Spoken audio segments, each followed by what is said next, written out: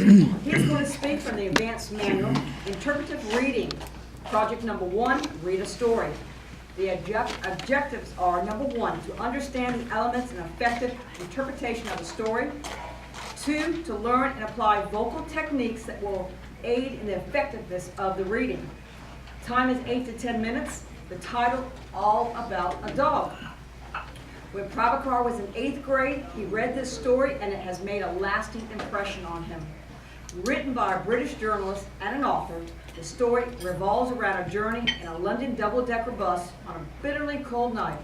The characters involved are a young woman, her cute Pekingese dog, and a cold-hearted conductor of the bus. After a suspenseful, full, and emotional story, the author gives his gentle and thoughtful comments which we all will cherish in good spirit. Prabhakar.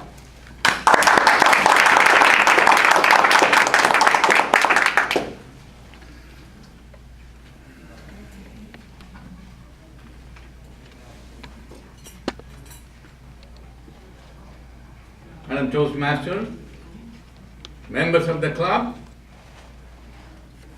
very enthusiastic new members of the club, and fantastic guests.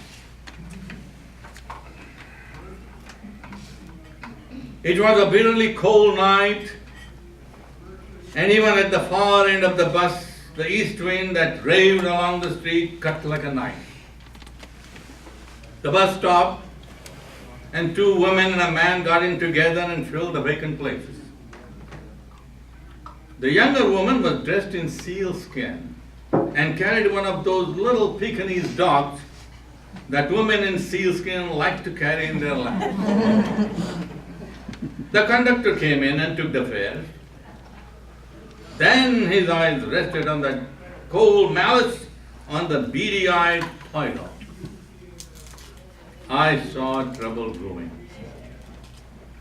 This was the opportunity for which he had been waiting, and he intended to make the most of it. I had marked him as the type of what Mr. Wells had called a resentful employee.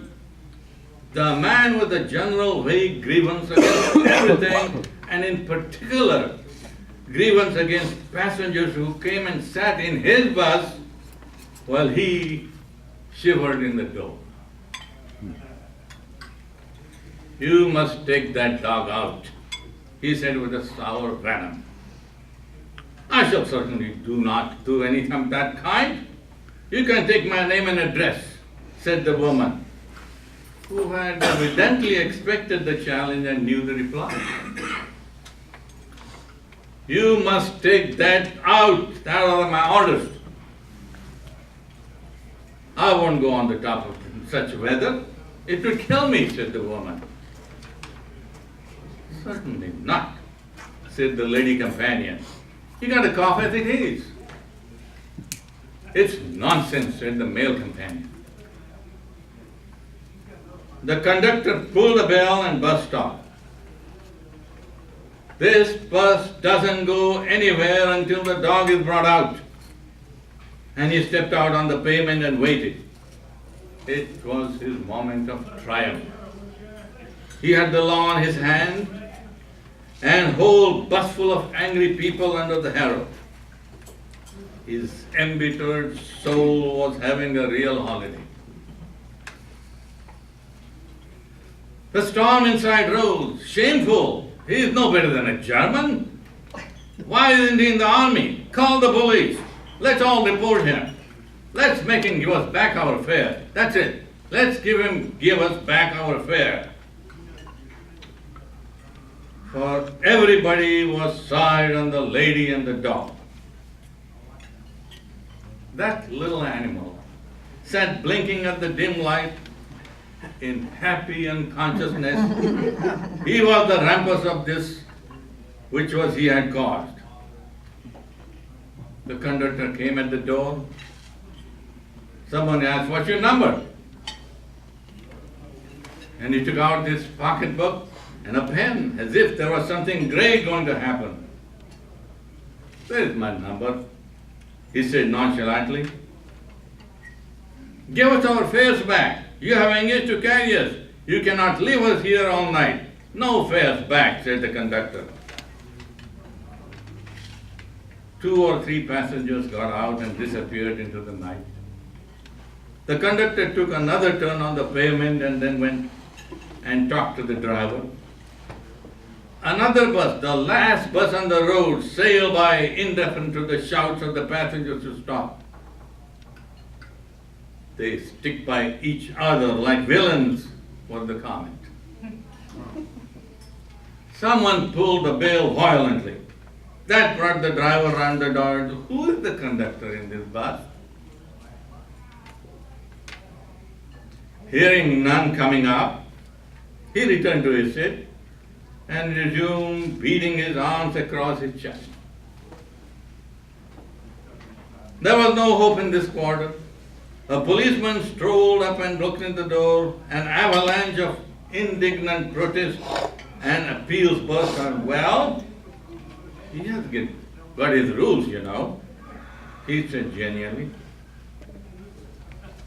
"Did you give your name and address?" "Well, that's what we have been offered, but he won't take it."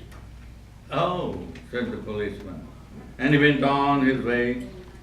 He could stand in yards down the street where he joined his 2 other constables. And still the little dog blinked at the lights, and the conductor walked to and fro on the pavement like a captain on the quarterdeck in the hour of victory. A young woman whose voice had risen high above the gale inside descended immovable as he was, immovable as cold as the night and hard as the pavement. She passed on in a fury of importance to 3 policemen, but they didn't have anything to do with it. Then the young man who had asked his name and the number also got out of the bus. The bus was empty. Meanwhile, the Pekingese party were passing through every stage of resistance to abject surrender. "I'll go on the top," said the sealskin lady at last. "You mustn't. I will. You will have pneumonia." "Certainly not." When she had disappeared up the stairs, the conductor came back, pulled the bell, and the bus went on. He stood sourly triumphant while his conduct was savagely discussed in his face by the remnant of the party. Then the engine stopped work, and the conductor went on to help the driver. It was a long job, and presently the lady with the dog stole down the stairs and re-entered the bus. When the engine was put right, the conductor came back and pulled the bell. Then his file fell on the dog again, and his hand went on to the bell rope. The driver looked around, the conductor pointed to the dog, the bus stopped, and the struggle recommenced with all the original features. The conductor walking the pavement, the driver smacking his arms on the box, the little dog blinking at the lights, and sealskin lady declining to go, but she went on the top anyway. "I have got my rules," said the conductor to me when I was the last passenger left behind. He had won his victory, but felt that he would like to justify himself to somebody. "Rules," I said, "are necessary things, but there are rules and rules which cannot be broken without the danger to the life and limbs. But some are only rules for your guidance, which you can apply or wink at, as common sense will dictate." I like that rule about the dogs. They are not a whip put in your hand to scourge your passengers with, but an authority for an emergency. They are meant to be observed in the spirit, not in the letter. They are for the comfort and not the discomfort of the passengers. you have kept the rule and broken its spirit. You want to mix your rules with a little goodwill and good temper. He took it well, and when I got off the bus, he said, "Good night," quite amiably. Madam Toastmaster.